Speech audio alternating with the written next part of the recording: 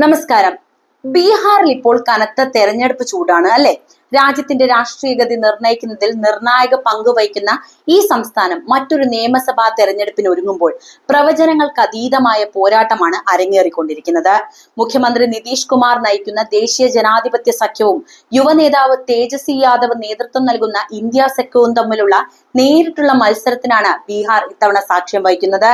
എന്താണ് ബീഹാർ രാഷ്ട്രീയത്തിൽ സംഭവിക്കുന്നതെന്നത് നമുക്ക് പരിശോധിക്കാം. അതിനു മുൻപ് ഈ തെരഞ്ഞെടുപ്പിലെ വിജയി ആരാണെന്നാണ് നിങ്ങൾ കരുതുന്നത്? നിങ്ങളുടെ ഉത്തരം എന്തായാലും കമന്റ് ആയിട്ട് രേഖപ്പെടുത്തണേ.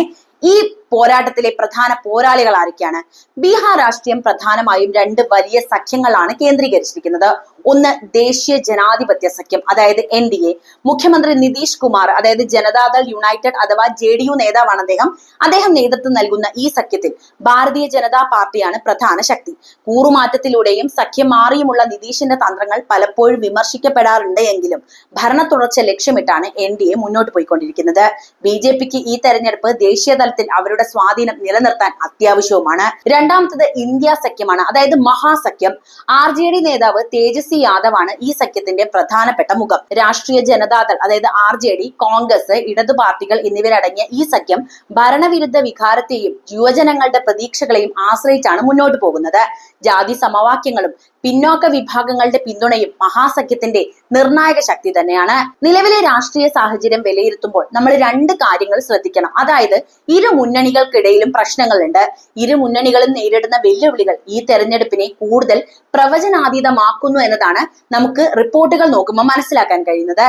NDAയിലെ നിതീഷ് ഫാക്ടറാണ് അതിൽ പ്രധാനപ്പെട്ടത്. അതായത് നിതീഷ് കുമാറിന്റെ കൂറുമാറ്റ ചരിത്രം അദ്ദേഹത്തിന്റെ വ്യക്തിപരമായ വിശ്വാസ്യതയ്ക്ക് മങ്ങലേൽപ്പിച്ചിട്ടുണ്ട് എന്നത് യാഥാർത്ഥ്യമാണ്. എങ്കിലും പ്രധാനമന്ത്രി നരേന്ദ്രമോദിയുടെ സ്വാധീനം വോട്ടാക്കി മാറ്റാൻ BJP ഇവിടെ ശ്രമിക്കുക തന്നെ ചെയ്യും.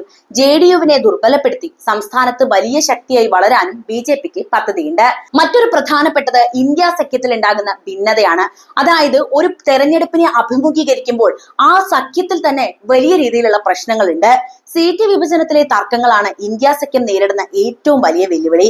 RJDയും കോൺഗ്രസും തമ്മിലുള്ള ഭിന്നത പല മണ്ഡലങ്ങളിലും സഖ്യകക്ഷികൾ നേർക്കുനേർ മത്സരിക്കുന്ന സാഹചര്യത്തിലേക്ക് വരെ കാര്യങ്ങൾ എത്തിച്ചിട്ടുണ്ട്. ഇടതു പാർട്ടികളും RJDയുടെ ധാർഷ്ട്യത്തിൽ അതൃപ്തരാണ്. സഖ്യത്തിലെ ഈ ആഭ്യന്തര പ്രശ്നങ്ങൾ വോട്ടുകൾ ഭിന്നിക്കാനും അത് NDAക്ക് നേട്ടമുണ്ടാക്കാനുള്ള സാധ്യതയും നമുക്കിവിടെ തള്ളിക്കളയാനാകില്ല. ഇനി പറയുന്നത് തേജസ്വി യാദവ് എന്ന പ്രതിപക്ഷ സ്വരത്തിന്റെ വളർച്ചയെ കുറിച്ചാണ്.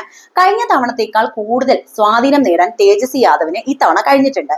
തൊഴിലില്ലായ്മ, അഴിമതി തുടങ്ങിയ വിഷയങ്ങൾ ഉയർത്തിക്കാട്ടുന്ന തേജസ്വിയെ യുവാക്കളും അതുപോലെ തന്നെ ഒരു വിഭാഗം ജനങ്ങളും വളരെയേറെ പ്രതീക്ഷയോടെയാണ് നോക്കിക്കാണുന്നത്. മാത്രവുമല്ല, ബീഹാറിൽ കഴിഞ്ഞ 5 വർഷം കൊണ്ട് ഉണ്ടാക്കാൻ പറ്റാത്ത മാറ്റം ഇനി ഉണ്ടാകുമെന്ന പ്രതീക്ഷ ജനങ്ങൾക്കിടയിൽ ഉണ്ടാക്കാൻ അദ്ദേഹത്തിന് സാധിച്ചിട്ടുണ്ട്. ഇനി പറയുന്നത് ആർക്കാണ് ഇതിൽ വിജയ സാധ്യത ഉള്ളത് എന്നത് വളരെ പ്രസക്തമായ ചോദ്യമാണ് അല്ലെ? ബീഹാറിലെ തെരഞ്ഞെടുപ്പ് ഫലം പ്രവചിക്കുക എന്നത് അതീവ ദുഷ്കരമാണ് എന്നത് ഞാൻ ആദ്യം തന്നെ പറയട്ടെ. എങ്കിലും നിലവിലെ സാഹചര്യങ്ങൾ വിലയിരുത്തുമ്പോൾ ചില സാധ്യതകളൊക്കെ നമുക്ക് മനസ്സിലാവും. അതെങ്ങനെയാന്ന് പറയാം. തുടർച്ചയായ സഖ്യമാറ്റങ്ങൾ നിതീഷ് കുമാറിനോടുള്ള പൊതുജന വിശ്വാസം കുറച്ചിട്ടുണ്ട്. ഇത് NDAക്ക് തിരിച്ചടിയാകാനുള്ള സാധ്യതയുമുണ്ട്. അതേസമയം ഇന്ത്യ സഖ്യത്തിലെ ഭിന്നതകൾ, അതായത് അവർക്കിടയിൽ ഉണ്ടാകുന്ന പ്രശ്നങ്ങൾ അവർക്ക് നിർണായകമാകുന്ന പല സീറ്റുകൾക്കും തിരിച്ചടിയായേക്കാം. ഇന്ത്യ സഖ്യം ഒന്നായിട്ട് നിൽക്കുകയാണെങ്കിൽ NDAക്ക് ശക്തമായി വെല്ലുവിളി ഉയർത്താൻ അവർക്ക് കഴിഞ്ഞേനെ. പക്ഷേ ഇവർക്കിടയിൽ തമ്മിൽ തള്ളി നടക്കുന്നതുകൊണ്ട് തന്നെ നമുക്ക് ഇവിടെ ഒരു പ്രശ്നമുണ്ട്. ജാതി സമവാക്യങ്ങൾ എന്നും ബീഹാറിലെ ഒരു പ്രധാനപ്പെട്ട കാര്യം തന്നെയാണ്. പിന്നാക്ക ന്യൂനപക്ഷ വോട്ടുകൾ മഹാസഖ്യത്തിന് അനുകൂലമായി ഏകീകരിക്കപ്പെട്ടാൽ തേജസ്വി യാദവിന് നേരിയ മുൻതൂക്കം ലഭിക്കാനുള്ള സാധ്യത നമുക്ക് തള്ളിക്കളയാനാകില്ല. എന്നാൽ BJPയുടെ ഹിന്ദുത്വ വോട്ടുകളും മോദി ഫാക്ടറും NDAക്ക് വലിയ തരത്തിലുള്ള പിന്തുണ നൽകിയേക്കാനുള്ള സാധ്യതയും നമുക്കുണ്ട്. ഫലം എന്തു തന്നെയായാലും ബീഹാറിലെ തെരഞ്ഞെടുപ്പ് ദേശീയ രാഷ്ട്രീയത്തിലെ ഗതി നിർണ്ണയിക്കുന്നതിൽ പ്രധാന പങ്ക് വഹിക്കുമെന്ന കാര്യത്തിൽ യാതൊരുവിധ സംശയവും ആർക്കുമില്ല. അത്യധികം വാശിയേറിയ ഈ പോരാട്ടത്തിൽ ഏറ്റവും കുറഞ്ഞ ഭൂരിപക്ഷത്തിന് ഒരു മുന്നണി അധികാരം നേടാനാണ് നിലവിൽ സാധ്യത കാണുന്നത് എന്നതാണ് രാഷ്ട്രീയ നിരീക്ഷകരുടെ റിപ്പോർട്ടുകൾ വിലയിരുത്തുമ്പോൾ മനസ്സിലാക്കാൻ കഴിയുന്നത്. ഞാൻ നേരത്തെ പറഞ്ഞു, ബീഹാറിന്റെ തെരഞ്ഞെടുപ്പ് എന്ന് പറയുന്നത് ഇന്ത്യൻ രാഷ്ട്രീയത്തിൽ വലിയ കോളിളക്കങ്ങൾ ഉണ്ടാക്കുമെന്നത്. ബീഹാർ ഇന്ത്യൻ രാഷ്ട്രീയത്തിലെ ഗെയിം ചേഞ്ചർ ആകുന്നത് എന്തുകൊണ്ട് എന്നതുകൂടി പറയേണ്ടിയിരിക്കുന്നു. ഇന്ത്യൻ രാഷ്ട്രീയത്തിൽ ബീഹാർ നിയമസഭാ തെരഞ്ഞെടുപ്പുകൾ ലഭിക്കുന്ന പ്രാധാന്യം മറ്റ് സംസ്ഥാനങ്ങളെ അപേക്ഷിച്ച് വളരെ വലുതാണ്. അതായത് ഇത് വെറും ഒരു സംസ്ഥാന തെരഞ്ഞെടുപ്പ് മാത്രമല്ല, രാജ്യത്തെ ഏറ്റവും പ്രധാനപ്പെട്ട രാഷ്ട്രീയ പ്രവാഹങ്ങളുടെ ഗതി നിർണ്ണയിക്കുന്ന ഒരു ഗെയിം ചേഞ്ചറായി ബീഹാർ മാറുന്നത് എന്തുകൊണ്ടാണ് എന്നതാണ് ഞാൻ ഇനി പറയുന്നത്. അതിൽ ആദ്യത്തെ കാര്യം ലോക്സഭാ സീറ്റുകളുടെ എണ്ണത്തെക്കുറിച്ചാണ്. അതായത് ഇന്ത്യൻ പാർലമെന്റിലെ ഏറ്റവും നിർണായകമായ ഘടകമാണ് ലോക്സഭ. 40 ലോക്സഭാ സീറ്റുകളുള്ള ബീഹാർ ഉത്തർപ്രദേശ്, മഹാരാഷ്ട്ര, പശ്ചിമ ബംഗാൾ എന്നിവ കഴിഞ്ഞാൽ രാജ്യത്തെ 4ാമത്തെ വലിയ സംസ്ഥാനമാണ് ബീഹാർ. ബീഹാറിലെ നിയമസഭാ തെരഞ്ഞെടുപ്പ് ഫലം അവിടുത്തെ രാഷ്ട്രീയ കക്ഷികളുടെ ശക്തിയും സഖ്യങ്ങളുടെ കെട്ടുറപ്പും അളക്കാനുള്ള ഏറ്റവും കൃത്യമായ അളവുകോലാണ്. സംസ്ഥാനത്തെ വേരുറപ്പിക്കാൻ കഴിയുന്നവർക്ക് സ്വാഭാവികമായും അടുത്ത ലോക്സഭാ തെരഞ്ഞെടുപ്പിൽ വലിയ നേട്ടം കൊയ്യാനാകും. ബീഹാറിലെ വിജയം കേന്ദ്രത്തിൽ അധികാരത്തിൽ തുടരാൻ NDAയെയും കേന്ദ്രഭരണത്തെ ചോദ്യം ചെയ്യാൻ ഇന്ത്യ സഖ്യത്തെയും സംബന്ധിച്ചിടത്തോളം അത്യന്താപേക്ഷിതവുമാണ്.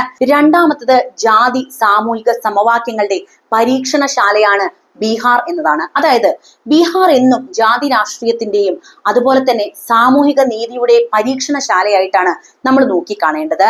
യാദവർ, കുർമി തുടങ്ങിയ OBC വിഭാഗങ്ങൾ, ദളിതർ, ന്യൂനപക്ഷങ്ങൾ എന്നിവരുടെ വോട്ട് വിഹിതവും രാഷ്ട്രീയ നിലപാടും ഓരോ തെരഞ്ഞെടുപ്പിലും നിർണായകമാണ്. ഇവിടെ മണ്ഡൽ രാഷ്ട്രീയം ഇപ്പോഴും സജീവമായ ബീഹാറിൽ സാമൂഹിക നീതിയുടെയും സംവരണത്തിന്റെയും വിഷയങ്ങൾ ഉയർത്തിക്കൊണ്ടുവരാനുള്ള തേജസ്വി യാദവിന്റെ ശ്രമങ്ങൾ വിജയിക്കുകയാണെങ്കിൽ അത് ഉത്തരേന്ത്യൻ സംസ്ഥാനങ്ങളിലെല്ലാം സമാനമായ സാമൂഹിക രാഷ്ട്രീയ തരംഗത്തിന് വഴിവെക്കുക തന്നെ ചെയ്യും. മൂന്നാമത്തെ വിഷയം ദേശീയ സഖ്യങ്ങളുടെ ശക്തി അളക്കലാണ്. അതായത് ഇന്ത്യ സഖ്യം രൂപീകരിച്ചതിന് ശേഷം നടക്കുന്ന ഏറ്റവും വലിയ നിയമസഭാ പോരാട്ടങ്ങളിൽ ഒന്നാണ് ബീഹാറിലുള്ളത്. അതായത് നിതീഷ് കുമാറിന്റെ കൂറുമാറ്റം കാരണം സഖ്യം ഇപ്പോൾ ശിഥിലമായി കാണപ്പെടുന്നുണ്ട് എങ്കിലും തേജസ്വി യാദവിന്റെ നേതൃത്വത്തിലുള്ള മഹാസഖ്യം വിജയിക്കുകയാണ് എങ്കിൽ അത് പ്രതിപക്ഷ സഖ്യത്തിന് ദേശീയ തലത്തിൽ വലിയ ആത്മവിശ്വാസം നൽകും. അതേസമയം NDA വിജയിച്ചാൽ ഇന്ത്യ സഖ്യത്തിന്റെ ഭാവി ചോദ്യചിഹ്നമാവുകയും ദേശീയ തലത്തിൽ BJPയുടെ ആധിപത്യം വീണ്ടും ഉറപ്പാക്കപ്പെടുകയും ചെയ്യും. മറ്റൊരു പ്രധാനപ്പെട്ട കാര്യം നിതീഷ് കുമാറിന്റെ ഭാവിയെ കുറിച്ചാണ്. അതായത് നിരന്തരമായ കൂറുമാറ്റം കാരണം പാൾട്ടുറാം എന്ന വിളിപ്പേര് നേടിയ മുഖ്യമന്ത്രി നിതീഷ് കുമാറിന്റെ രാഷ്ട്രീയ ഭാവി ഈ തെരഞ്ഞെടുപ്പ് ഫലത്തെ ആശ്രയിച്ച് മാത്രമാണ് ഇരിക്കുന്നത്. നിതീഷിന്റെ പ്രസക്തി ഈ തെരഞ്ഞെടുപ്പോടെ അവസാനിക്കുകയാണെങ്കിൽ JDUവിനെ ദുർബലപ്പെടുത്തി ബീഹാറിലെ ഏറ്റവും വലിയ ഒറ്റക്കക്ഷിയായി മാറാനുള്ള BJPയുടെ നീക്കത്തിന് അത് വഴിയൊരുക്കും. അതുപോലെ തേജസ്വി യാദവ് മുഖ്യമന്ത്രിയായാൽ ലാലു പ്രസാദ് യാദവിന്റെ കുടുംബത്തിന്റെ രാഷ്ട്രീയ തിരിച്ചുവരവിനും അത് അടിത്തറയാകുമെന്ന കാര്യത്തിൽ യാതൊരുവിധ സംശയവും വേണ്ട. ചുരുക്കി പറഞ്ഞാൽ ബീഹാറിലെ തെരഞ്ഞെടുപ്പ് ഫലം അവിടുത്തെ ഭരണമാറ്റം മാത്രമല്ല തീരുമാനിക്കുന്നത്, അത് ഇന്ത്യയുടെ രാഷ്ട്രീയ ഭൂമികയിൽ ഉണ്ടാക്കാൻ പോകുന്ന മാറ്റത്തിന്റെ ഒരു മുഴക്കമാണ്. അതുകൊണ്ട് തന്നെയാണ് ഓരോ പാർട്ടിയും ഈ പോരാട്ടത്തെ ഇത്രയധികം നിർണായകമായി നോക്കിക്കാണുന്നത്. ബീഹാർ തെരഞ്ഞെടുപ്പിൽ അധികാരം പിടിച്ചെടുക്കാൻ ഇന്ത്യ സഖ്യവും സീറ്റുകൾ നിലനിർത്താൻ BJPയുടെ നേതൃത്വത്തിലുള്ള NDAയും കഠിനമായി പരിശ്രമിക്കുന്നുണ്ട്. ഈ രണ്ടു കൂട്ടരും ബീഹാർ തെരഞ്ഞെടുപ്പിനെ എങ്ങനെയാണ് നോക്കിക്കാണുന്നത് എന്ന് കൂടി നമുക്ക് പരിശോധിക്കാം. NDAയുടെ ലക്ഷ്യങ്ങളിലേക്ക് വരികയാണെങ്കിൽ BJPയെ സംബന്ധിച്ചിടത്തോളം ബീഹാർ തെരഞ്ഞെടുപ്പ് കേവലം ഒരു സംസ്ഥാന ഭരണം നിലനിർത്തൽ എന്നതിലുപരി ദേശീയ പ്രാധാന്യമുള്ളതാണ്. അവരുടെ മുഖ്യ ലക്ഷ്യം എന്ന് പറയുന്നത് ലോക്സഭ അടിത്തറ നിലനിർത്തുക എന്നതാണ്. അതായത് ഞാൻ നേരത്തെ പറഞ്ഞതുപോലെ 40 ലോക്സഭാ സീറ്റുകളുള്ള ബീഹാർ അടുത്ത പൊതു തെരഞ്ഞെടുപ്പിൽ BJPക്ക് ഏറെ നിർണായകമാണ്. നിയമസഭാ തെരഞ്ഞെടുപ്പിലെ വിജയം തങ്ങൾക്ക് സംസ്ഥാനത്ത് ശക്തമായ ജനപിന്തുണയുണ്ടെന്ന് തെളിയിക്കാനും അതുവഴി ലോക്സഭയിൽ സീറ്റുകൾ വർദ്ധിപ്പിക്കാനും അടിത്തറയൊരുക്കും. നിതീഷ് കുമാറിനെ നിയന്ത്രിക്കലാണ് മറ്റൊരു കാര്യം. അതായത് മുഖ്യമന്ത്രി നിതീഷ് കുമാറിനെ ആശ്രയിക്കുന്നത് കുറച്ച് സംസ്ഥാനത്തെ ഏറ്റവും വലിയ ഒറ്റകക്ഷിയായി വളരുക എന്നതാണ് BJPയുടെ ആഭ്യന്തരമായിട്ടുള്ള ലക്ഷ്യം. കാലക്രമേണ JDUവിനെ ദുർബലപ്പെടുത്തി സ്വന്തം നിലയിൽ ബീഹാറിൽ അധികാരം ഉറപ്പാക്കാൻ ഇവരെ സംബന്ധിച്ച് ഇത് അനിവാര്യവുമാണ്. മോദി ഫാക്ടർ ഉപയോഗിക്കലാണ് BJPയുടെ പ്രധാനപ്പെട്ട തന്ത്രം. നിതീഷിന്റെ കൂറുമാറ്റം കാരണം ഭരണവിരുദ്ധ വികാരമുണ്ടായാൽ പോലും പ്രധാനമന്ത്രി നരേന്ദ്രമോദിയുടെ ജനപ്രീതിയും കേന്ദ്ര സർക്കാർ പദ്ധതികളും ഉപയോഗിച്ച് വോട്ടർമാരെ ആകർഷിക്കാൻ BJP ശ്രമിക്കുക തന്നെ ചെയ്യും. ഇന്ത്യ സഖ്യത്തിന്റെ സാധ്യത തകർക്കലാണ് മറ്റൊരു പ്രധാനപ്പെട്ട കാര്യം. അതായത് ബീഹാറിൽ ഇന്ത്യ സഖ്യം പരാജയപ്പെട്ടാൽ അത് ദേശീയ തലത്തിൽ പ്രതിപക്ഷ ഐക്യത്തിന് വലിയ തിരിച്ചടിയാകും. ഇത് 2029 പൊതു തെരഞ്ഞെടുപ്പിന് മുന്നോടിയായി പ്രതിപക്ഷത്തിന്റെ മനോവീര്യം തകർക്കാൻ BJPയെ സഹായിക്കുക തന്നെ ചെയ്യും. ഇനി ഇന്ത്യ സഖ്യത്തിലേക്ക് വരാം. RJD നേതാവ് തേജസ്വി യാദവിന്റെ നേതൃത്വത്തിലുള്ള ഇന്ത്യ സഖ്യത്തിന് ഇത് നിലനിൽപ്പിന്റെയും അതുപോലെ തന്നെ മാറ്റത്തിന്റെയും പോരാട്ടമാണ്. അവരുടെ മുഖ്യ ലക്ഷ്യങ്ങൾ എന്ന് പറയുന്നത് ഭരണവിരുദ്ധ വികാരം വോട്ടാക്കി മാറ്റുക എന്നതാണ്. നിതീഷ് കുമാറിന്റെ കൂറുമാറ്റം ജനങ്ങൾക്കിടയിൽ ഉണ്ടാക്കിയിട്ടുള്ള അതൃപ്തിയെയും സംസ്ഥാനത്തെ തൊഴിലില്ലായ്മ അതുപോലെ അഴിമതി തുടങ്ങിയ പ്രധാന വിഷയങ്ങളെയും ആശ്രയിച്ച് അധികാരം പിടിച്ചെടുക്കുക എന്നതാണ് ഇവരെ സംബന്ധിച്ചിട്ടുള്ള പ്രധാനപ്പെട്ട ലക്ഷ്യം. യുവ നേതാവായ തേജസ്വി യാദവിന്റെ നേതൃത്വത്തെ ബീഹാറിലെ ജനങ്ങൾ അംഗീകരിക്കുന്നു എന്ന് തെളിയിക്കാനുള്ള ഒരു അവസരം കൂടിയാണിത്. ഇവിടുത്തെ വിജയം അദ്ദേഹത്തെ സംസ്ഥാന രാഷ്ട്രീയത്തിൽ നിർണായക ശക്തിയായി ഉറപ്പാക്കും. ജാതി സെൻസസ്, സംവരണം തുടങ്ങിയ വിഷയങ്ങൾ ഉയർത്തിക്കൊണ്ടുവന്ന് പരമ്പരാഗതമായി തങ്ങളെ പിന്തുണയ്ക്കുന്ന OBC ന്യൂനപക്ഷ വോട്ടുകൾ പൂർണ്ണമായും ഏകീകരിക്കാൻ RJD ശ്രമിക്കുന്നുണ്ട്. ബീഹാറിൽ ഇന്ത്യ സഖ്യം നേടുന്ന വിജയം ദേശീയ തലത്തിൽ പ്രതിപക്ഷ സഖ്യത്തിന് വലിയ ഊർജം നൽകും. BJPയെ തോൽപ്പിക്കാൻ പ്രാദേശിക പാർട്ടികളുടെ സഖ്യത്തിന് സാധിക്കുമെന്ന് തെളിയിക്കാൻ ഈ വിജയം അത്യാവശ്യമാണ്. സഖ്യത്തിലെ ഭിന്നതകൾ പരിഹരിച്ചാൽ മാത്രമേ ഈ ലക്ഷ്യം നേടാൻ കഴിയൂ എന്നതുകൂടി പറയട്ടെ. ചുരുക്കി പറഞ്ഞാൽ NDA ബീഹാറിനെ ദേശീയ രാഷ്ട്രത്തിൽ തങ്ങളുടെ സ്വാധീനം നിലനിർത്താനുള്ള ഒരു കോട്ടയായി കാണുമ്പോൾ ഇന്ത്യ സഖ്യം ഇതിനെ മാറ്റത്തിനും യുവ നേതൃത്വത്തിനും വേണ്ടിയുള്ള ഒരു നിർണായക പോരാട്ട കളമായിട്ടാണ് നോക്കിക്കാണുന്നത്. അപ്പോൾ നിങ്ങൾ തന്നെ പറയൂ, ബീഹാറിൽ ആരായിരിക്കും വിജയിക്കുക? നിങ്ങളുടെ അഭിപ്രായം ഇപ്പോൾ തന്നെ കമന്റ് ആയിട്ട് രേഖപ്പെടുത്തണേ. മറ്റൊരു വാർത്തയുമായി വീണ്ടും എത്താം.